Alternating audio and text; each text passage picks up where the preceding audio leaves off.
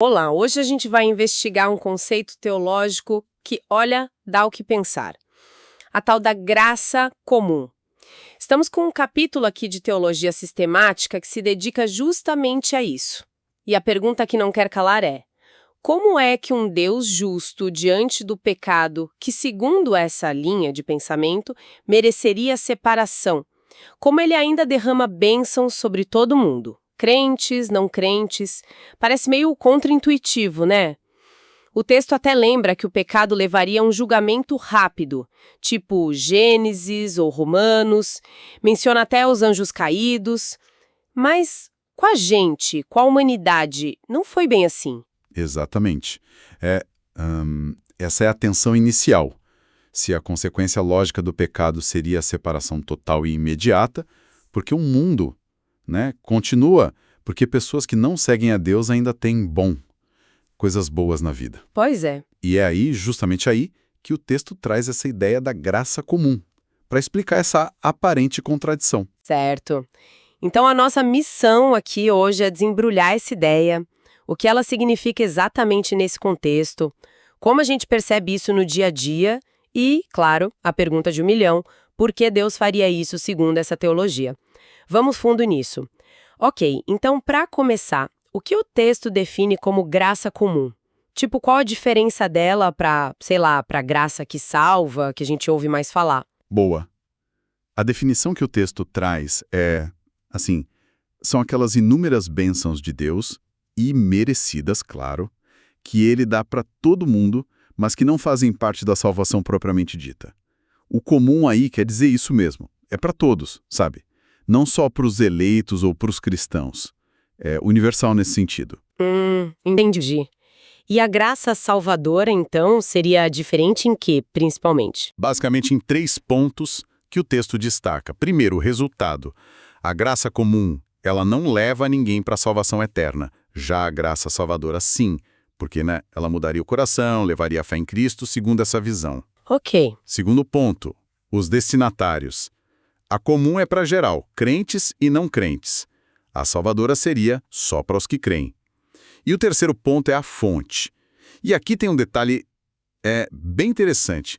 Para quem não crê, essa graça comum não viria diretamente do sacrifício de Cristo na cruz, daquela obra expiatória, como a teologia chama.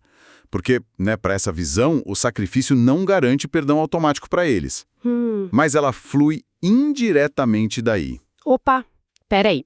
Como assim, indiretamente? Isso parece importante. Explica melhor. Pois é um ponto que faz a gente pensar, A lógica apresentada é a seguinte: o próprio plano de Deus de salvar algumas pessoas pelo sacrifício de Cristo foi esse plano a razão pela qual ele decidiu não acabar com tudo imediatamente quando o pecado entrou no mundo. Ah, Se não existisse esse plano de redenção já em andamento, talvez o julgamento tivesse sido instantâneo. Então, quer dizer, a continuação do mundo, as bênçãos que existem mesmo para quem não crê, são uma consequência indireta desse plano maior de salvar alguns. A paciência de Deus em adiar o juízo é parte dessa graça. nossa, que ideia! Quer dizer, então, que o plano de salvar alguns acabou, de certa forma, beneficiando todo mundo, pelo menos com a continuação da vida e com certas bênçãos, mesmo que só por um tempo? Isso. Nossa, isso dá o que pensar sobre a paciência divina. Mas, saindo um pouco da teoria, onde a gente consegue ver essa graça comum funcionando? O texto ajuda a gente a identificar isso no mundo real? Ajuda sim. E de um jeito bem prático, sabe? O capítulo organiza isso por áreas da vida, o que facilita visualizar. Pensa assim, como se fossem diferentes sabores dessa graça.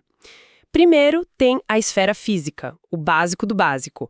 As pessoas continuarem vivas, respirando, existindo. Mesmo, em rebelião contra Deus, isso já é visto como graça. Porque, como diz lá em Romanos, o salário do pecado é a morte? Certo. Além disso, toda a natureza que nos sustenta. O sol que nasce para todo mundo, a chuva que cai sobre justos e injustos, está lá em Mateus, as colheitas que alimentam a todos, como Paulo fala em Atos. O Salmo 145 também fala da bondade de Deus alcançando todas as criaturas. O texto até cita o exemplo do Potifar lá no Egito, lembra? A casa dele foi abençoada por causa do José. Então essa visão sugere que a natureza funcionando normal, o dia a dia, a comida na mesa, tudo isso já seria uma expressão dessa graça, mesmo para quem não tem fé? Nossa, é um jeito bem diferente de olhar para o mundo ao redor. Exatamente. É ver a mão de Deus sustentando o mundo de forma geral, sabe? Aí depois tem a esfera intelectual. Aqui entra a capacidade humana de pensar, de raciocinar, de descobrir verdades, desenvolver ciência, tecnologia, criar lógica.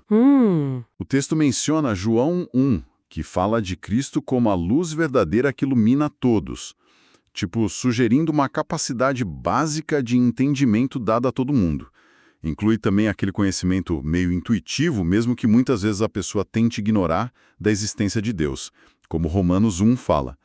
Isso até permite um ponto de partida para conversar, como Paulo fez lá em Atenas. Ah, então isso explicaria, dentro dessa lógica, porque a gente vê tanta inteligência, tanta descoberta científica, tanto avanço vindo de pessoas de todas as crenças, ou até sem crença nenhuma. Não é um privilégio só dos religiosos, né? Precisamente. A graça comum intelectual estaria espalhada por aí. Daí a gente chega na esfera moral. Esse ponto é bem interessante. O argumento é que Deus age ativamente para restringir o mal no mundo, para impedir que a sociedade humana se desintegre totalmente no caos. Mas espera aí. Restringindo o mal, se a gente olha em volta, né? Parece que o mal ainda tem bastante espaço para agir. Como é que o texto lida com essa tensão que é tão óbvia? Ótima pergunta. Claro que o texto reconhece que o mal está aí, e muito. A ideia não é que Deus elimina o mal com a graça comum, mas que ele impede que o pecado humano chegue no seu potencial máximo de destruição o tempo todo, em todo lugar. Ah, entendi. Um dos mecanismos que o texto cita é a consciência. Aquele grilinho falando, né, que Romanos 2 menciona. Aquele senso interno de certo e errado que a maioria tem, mesmo que ignore. Outro é o reconhecimento geral de certos padrões morais básicos que leva as sociedades a criarem leis, costumes para proteger a vida, a família, a propriedade. São como freios, entendeu? Mesmo que imperfeitos. Entendi. São como barreiras de contenção, não uma limpeza total. E o texto deixa claro que essas ações boas feitas por quem não crê, tipo, seguir a lei, ser honesto e tal, não contam ponto para a salvação, certo? Exatamente. Esse é um ponto crucial na argumentação. Essas ações são consideradas boas só num sentido relativo, externo, social. Mas teologicamente falando, o texto afirma que elas não geram mérito nenhum diante de Deus para a salvação. Por quê? Porque não vem da fé. Romanos 14 diz que o que não vem da fé é pecado, nem de um amor genuíno por Deus, como Jesus ensinou. Vem de outras motivações, autopreservação, reputação, amor próprio. São boas para a gente conviver aqui, mas não justificam ninguém diante de Deus. Ok, essa distinção ficou bem clara. Quais as outras esferas que o texto fala? Bom, tem a esfera criativa. Isso aí pega tudo. Arte, música, literatura, esporte, culinária, arquitetura e a nossa própria capacidade de apreciar a beleza nisso tudo. O texto até comenta que, às vezes, pessoas que não creem podem ser até mais talentosas nessas áreas do que muitos crentes. Interessante. Mesmo assim, todo esse talento, toda essa capacidade de criar e apreciar o belo são vistos como dons que vêm da graça comum de Deus. Isso é legal. Tira um pouco aquela ideia de que ter um super talento artístico ou esportivo é sinal de um favor divino especial no sentido de salvação, né? Exato. E ligado a isso, vem a esfera social. Aqui, a graça comum aparece na própria estrutura da sociedade. A família, que existe desde o começo em toda a cultura, o governo humano, que Romanos 13 chama de servo de Deus para o bem, feito para manter a ordem, punir o mal, apesar de, claro, poder ser super corrompido pelo pecado. Outras estruturas também. Escolas, empresas, ONGs, até as amizades comuns que trazem alguma estabilidade, alguma cooperação para a vida. Tudo isso é visto como o presente de Deus que permite a vida em sociedade. E por último, a esfera religiosa. Aqui é um pouco mais sutil. O texto aponta para o mandamento de orar pelos inimigos, pelas autoridades, lembra? Mateus 5, 1 Timóteo. A ideia implícita é que Deus pode ouvir e responder a essas orações com bênçãos temporais, saúde, paz, prosperidade, mesmo que não sejam orações pela salvação da pessoa. Tem até uma discussão se Deus responde à oração de um não crente no momento de aperto, talvez no sentido de livrar de um perigo físico, aliviar um sofrimento. Mencionam 1 Timóteo 4, onde Salvador poderia ter esse sentido mais amplo, de preservador ou libertador. Até a capacidade de sentir gratidão por algo bom que aconteceu, mesmo sem ter uma relação de salvação com Deus, é vista como um toque dessa graça. Ufa, é realmente uma visão bem ampla. Cobre quase tudo que não é a salvação direta em si. Mas voltando para as ressalvas, além da questão do mérito moral que você falou, tem mais algum ponto que o texto insiste para a gente não entender errado essa graça comum? Sim, tem 2 pontos que são reforçados o tempo todo. O primeiro, e o mais importante é, a graça comum não salva. Ela pode tornar a vida mais fácil, pode frear o mal externo, pode até fazer alguém pensar, mas ela não regenera o coração, não produz arrependimento verdadeiro, nem fé que salva. A mudança fundamental de natureza, segundo o texto, só viria pela graça salvadora. Ok, isso é chave. O segundo ponto, que a gente já esbarrou falando dos talentos, é que a distribuição dessas bênçãos da graça comum não é um termômetro de salvação ou de maior aprovação divina absoluta. Uma pessoa que não crê pode ser mais rica, mais saudável, mais inteligente, mais habilidosa que uma pessoa que crê. O texto alerta: não confunda a prosperidade aqui na Terra ou o sucesso no mundo com o joinha de Deus para a eternidade, sabe? A ideia, citando Romanos 2, é que a bondade de Deus mostrada na graça comum deveria levar ao arrependimento, mas, infelizmente, muitas vezes não leva. Entendido. Essas ressalvas são bem importantes mesmo para manter a perspectiva teológica que o texto apresenta. O que nos traz de volta aquela pergunta lá do começo. Por quê? Por que Deus distribuiria tanta coisa boa, vida, inteligência, beleza, ordem social até, para quem, segundo essa mesma teologia, está em rebelião contra ele e talvez nunca vá se arrepender? Qual seria o propósito maior por trás dessa generosidade toda que parece tão indiscriminada? O texto oferece algumas respostas que se conectam, sabe? Elas tentam revelar o propósito de Deus por trás dessa graça, sempre dentro da visão maior do plano divino. São basicamente 4 razões. Primeira, para possibilitar a redenção daqueles que serão salvos. A paciência de Deus em adiar o juízo final, sustentando o mundo com a graça comum, permite que a história humana continue. Isso dá tempo para que aqueles que Deus planejou salvar, os eleitos na linguagem do texto, nasçam, vivam, ouçam o Evangelho e tenham a chance de responder com fé e arrependimento. 2 Pedro 3 é chave aqui, quando fala que Deus é paciente, não querendo que ninguém pereça, mas que todos cheguem ao arrependimento. Sem esse tempo extra, argumenta-se, a salvação seria impossível para nós. Faz sentido dentro dessa lógica. A graça comum seria tipo o palco onde o drama da redenção pode acontecer. Isso, exatamente.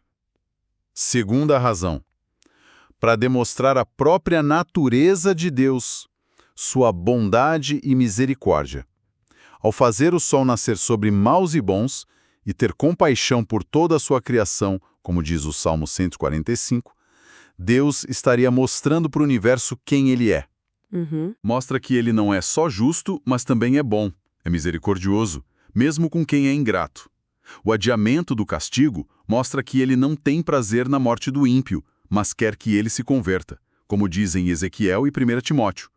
O amor de Jesus pelo jovem rico, mesmo sabendo que ele não ia segui-lo, é citado como exemplo dessa disposição boa geral. Terceira, para demonstrar a justiça de Deus de forma incontestável.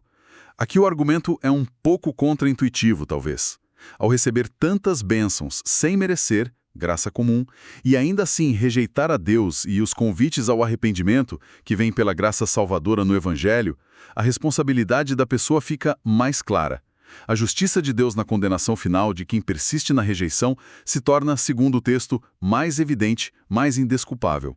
Como diz Romanos 2, a dureza de coração vai acumulando ira. Lá no juízo, Romanos 3 diz que toda boca se cale, porque ninguém vai poder dizer que Deus foi injusto ou que não teve chance. Nossa! Quer dizer que a graça comum, paradoxalmente, também serviria para deixar mais clara a justiça do juízo para quem a rejeita? É uma ideia forte. É uma ideia forte, sim. E a quarta razão? Para demonstrar a glória de Deus. As realizações humanas em todas as áreas, ciência, arte, cultura, sociedade, mesmo sendo imperfeitas, manchadas pelo pecado, ainda assim refletem, mesmo que de forma pálida, a imagem e semelhança do Criador. A inteligência, a criatividade, a capacidade de organizar, de criar beleza, tudo isso, no fim das contas, aponta para as qualidades do próprio Deus, glorificando Ele indiretamente, mesmo quando a pessoa nem tem essa intenção. Certo, então resumindo o que a gente viu, a graça comum é essa camada de bondade de Deus sobre todo mundo, visível em quase tudo ao nosso redor, natureza, mente, moral relativa, criatividade, sociedade, até uns lampejos religiosos. Ela é diferente da graça que salva, não dá mérito espiritual e a quantidade que cada um recebe não indica salvação. E os motivos seriam permitir a redenção, revelar o caráter de Deus, bondade, misericórdia e justiça e manifestar sua glória. Uau, é um conceito denso, mas que parece ter umas implicações bem práticas, né? Sem dúvida alguma. Muda o jeito como a gente pode ler o mundo e as nossas interações. E o capítulo termina justamente com algumas dessas implicações práticas, sabe? Sugerindo como alguém que aceita essa doutrina deveria reagir a ela. E quais são essas sugestões de reação? Como a gente deveria agir, então? São 3 principais. Primeiro, e talvez o mais vital, nunca confundir graça comum com graça salvadora. Mesmo a pessoa mais genial, mais ética, mais bem-sucedida do mundo, se não tiver aquela fé em Cristo que o texto descreve, ainda precisa da graça que salva para se reconciliar com Deus. As bênçãos daqui não são passaporte para a eternidade. É um alerta contra um otimismo meio superficial sobre a condição humana. Entendi. Essencial. Segundo, não ser totalmente cínico em relação a tudo que vem de quem não crê. Ao invés de só desprezar ou rejeitar de cara as coisas boas, as descobertas úteis, a beleza na arte, os atos de bondade relativa que a gente vê em pessoas fora da fé, a sugestão é reconhecer ali a mão da graça comum de Deus agindo. Ser grato por essas contribuições que tornam a vida aqui melhor, entendendo que a fonte última, mesmo que a pessoa não reconheça, é Deus. Interessante essa perspectiva. E terceiro, cultivar uma gratidão profunda e constante. Olhar para o mundo, para a casa onde a gente mora, para a tecnologia que a gente usa, para a ordem social que permite ir e vir, para o conhecimento que foi acumulado, para a beleza da natureza ou da arte, e enxergar tudo isso não como algo garantido ou que a gente mereceu, mas como presentes imerecidos de Deus, manifestações da graça comum dele sobre uma humanidade que por si só não mereceria nada disso. Essa percepção deveria gerar um sentimento contínuo de nossa, obrigado, Deus, por sustentar o mundo. Essas reações práticas fazem todo sentido dentro da lógica que foi apresentada e nos deixam, como sempre, com algo para matutar depois, né? Sim, com certeza. Fica aquela pergunta no ar, se essa graça comum está mesmo presente de forma tão ampla, capacitando pessoas de todas as visões de mundo a contribuírem com coisas boas, belas, úteis para a sociedade. Como essa compreensão poderia mudar nossa apreciação por essas contribuições tão diversas? Será que ela poderia nos levar a interagir de um jeito diferente, talvez com mais respeito ou mais humildade com quem pensa e crê diferente, reconhecendo que eles também recebem e às vezes até são instrumentos dessa graça geral de Deus? É uma questão para levar para casa e continuar pensando.